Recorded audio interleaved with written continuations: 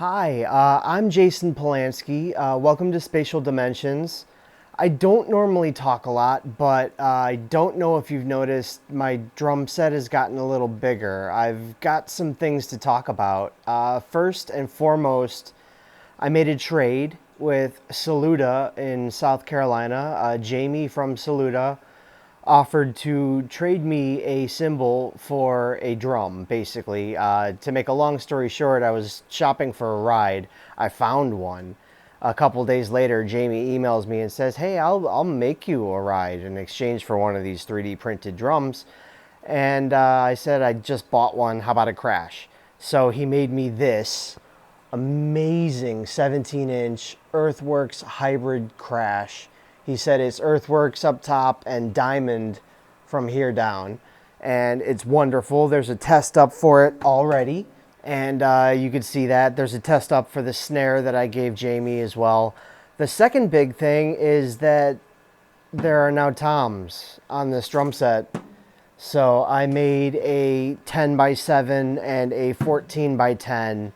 And the 10 by 7 has a 3D printed mount, which is experimental. We'll see how that works eventually. And I guess I should probably give everybody just a real quick rundown of what's on the kit. So these are 14-inch Wuhan Western regular hi-hats with a mystery bell from Saluda that they included with this crash. This is a 17-inch Earthworks medium thin crash, a 20-inch Meinl Classics Custom medium ride, and an 18-inch Wuhan crash ride. It doesn't have a weight on it, it's just a crash ride. So the 14 by 10 floor tom has 3D printed rims on it, and they're not actually all that good. They'll hold tension on mesh heads.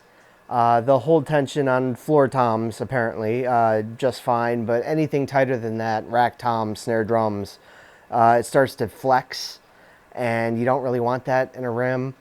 Maybe you do. It's up to you. If you do, if you like that kind of thing, email me at spatialdimensions3d@gmail.com and I'll get back to you.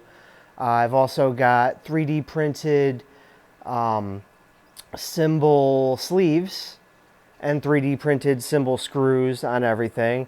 Got a little 3D printed stick. And I also really like my super cheap Chinese stick bag. That's wonderful. I've got 3D printed kick beaters. They are basically fully experimental, fully in testing. I don't know if they're actually going to work yet. I can't even kick them because this mic means that these mics don't work. The last piece is a 20 by maybe 18, maybe 16. I didn't actually measure it. It's a 20-inch Jam with 2 M's kick drum. It was $50 because it came with good heads. It's got a Remo Emperor on this guy. Or let me see what it is. It's a Remo Power Stroke 3 with a generic cloth patch and a piece of foam in there. And I just stripped the wrap off and coated it with polyurethane and put a piece of foam in there, and it's fine. Cut a hole in the front. It actually took several attempts to get the 3D printed kick drum port to work, which is why you'll forever see a bunch of glue on the front of my kick drum. That's about it. That's all I'm going to talk to the camera. I have to actually practice a little bit.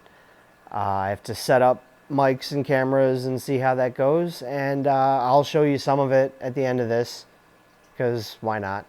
But have a good one. Thank you for stopping by. If you've ever stopped by this channel, thank you for stopping by. I didn't expect to get 10 visitors, let alone 50, let alone 100, so let's keep going. As long as people keep buying them, I'll keep making them, so that's pretty good. I'm having a lot of fun doing it. It's the coolest thing I've ever done. So on that note, everybody have a great day. Thank you for stopping by, and I have to practice.